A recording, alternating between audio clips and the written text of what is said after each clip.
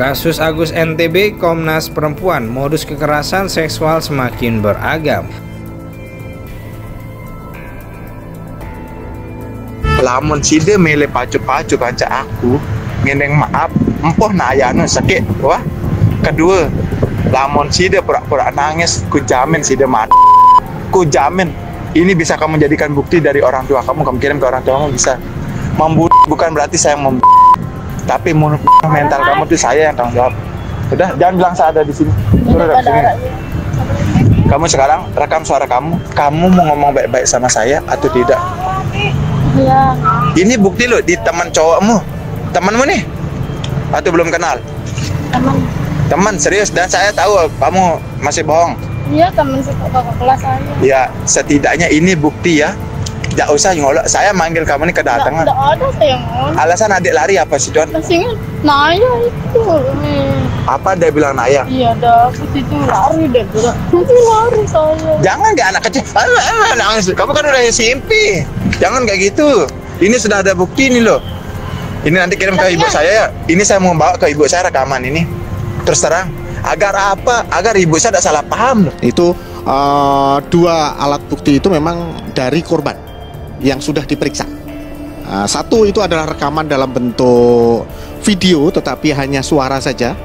Videonya ada, gambarnya ada tetapi tidak menunjukkan gambar orang. Tapi yang kedua itu adalah suara audio, memang rekaman audio yang direkam oleh korban ketika kemudian dia mengalami tadi yang dipersuasi oleh si pelaku.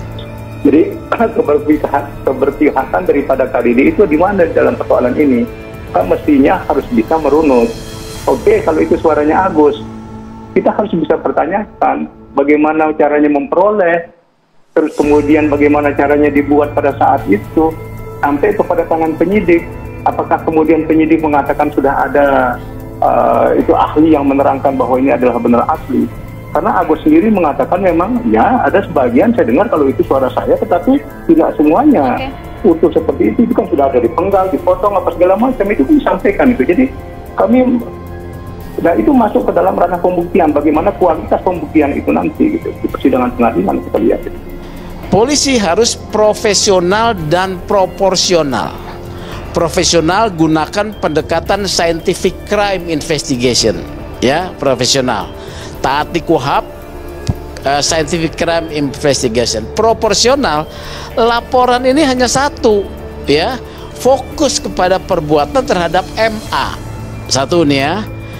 Mengapa kemudian ada pemeriksaan 15 orang yang tidak saling kenal dan tidak ada kaitan dengan perbuatan tanggal 7 Oktober, ya? Dalam sistem hukum kita dan dalam proses pemeriksaan pidana kepolisian, polisi harus fokus pada LP itu, pemenuhan alat buktinya. Tidak ada gunanya 15 orang ini diperiksa.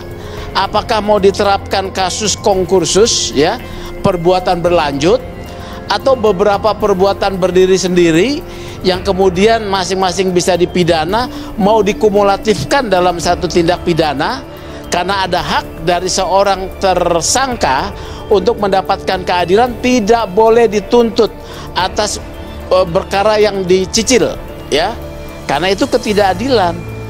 Nah, ini saya mengingatkan polisi untuk profesional dan proporsional supaya tidak timbul nanti kasus Vina dipersoalkan, prosesnya tidak benar, prosedurnya salah. Apakah 15 orang ini sebagai framing kemudian disuruh membuat laporan polisi sendiri-sendiri? Ini problem pidana juga. Saya nyarankan pada polisi, ya, jangan lagi model-model penyidik zaman dulu, disidik kemudian nanti hasilnya sampai di pengadilan. Sekarang nggak laku tuh cara gitu. Kita sudah divonis oleh masyarakat bahwa kita tuh nggak benar gitu.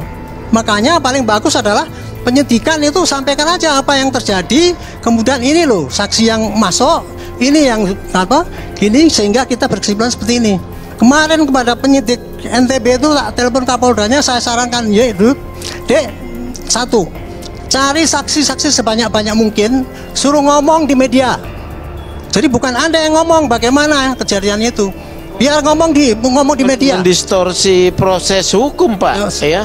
Saya tidak mengatakan proses hukum. Gitu loh. Ini yang terjadi di dalam sekarang medsos kan kayak gini. Kebebasan. Saran Pak Arianto berarti ya? Saya menyarankan begini. Daripada susah-susah menerangkan pada masyarakat ya, itu kesaksian tuh suruh ngomong aja di sana, bukan karena pemeriksaan Anda, supaya rakyat segera tahu, orang segera tahu apa yang terjadi.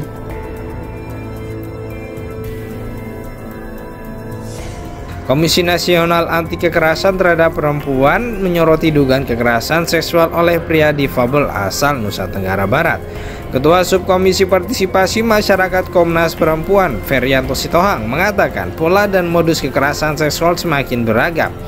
Kasus ini memperlihatkan betapa pentingnya edukasi publik tentang modus kekerasan seksual yang semakin kompleks, kata Ferianto dalam keterangan tertulis.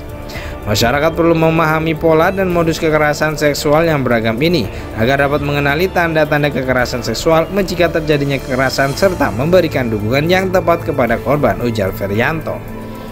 Dalam kasus pelecehan seksual itu, Kepolisian Daerah Nusa Tenggara Barat telah menetapkan seorang pria difabel tanpa kedua lengan, Iwas alias Agus, sebagai tersangka. Kepolisian mengatakan penetapan tersangka ini dilakukan setelah mereka melakukan berbagai tahapan proses penyelidikan sesuai ketentuan yang berlaku. Agus diduga telah melakukan tindak pidana pelecehan seksual dengan modus memanipulasi melalui komunikasi verbal yang mampu mempengaruhi psikolog korban.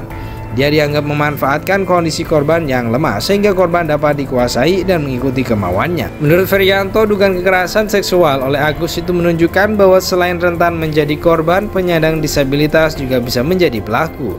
Kendati demikian, Komnas Perempuan berharap penanganan tindak pidana yang berspektif disabilitas dapat dilakukan dalam kasus Agus ini, agar kemudian hak maupun kewajiban masing-masing pihak korban dan pelaku bisa dipenuhi berdasarkan undang-undang, ujar Ferianto. Sebelumnya, Komisi Disabilitas Daerah Provinsi NTB menyebut korban dugaan pelecehan seksual oleh pria difabel Iwas alias Agus kembali bertambah.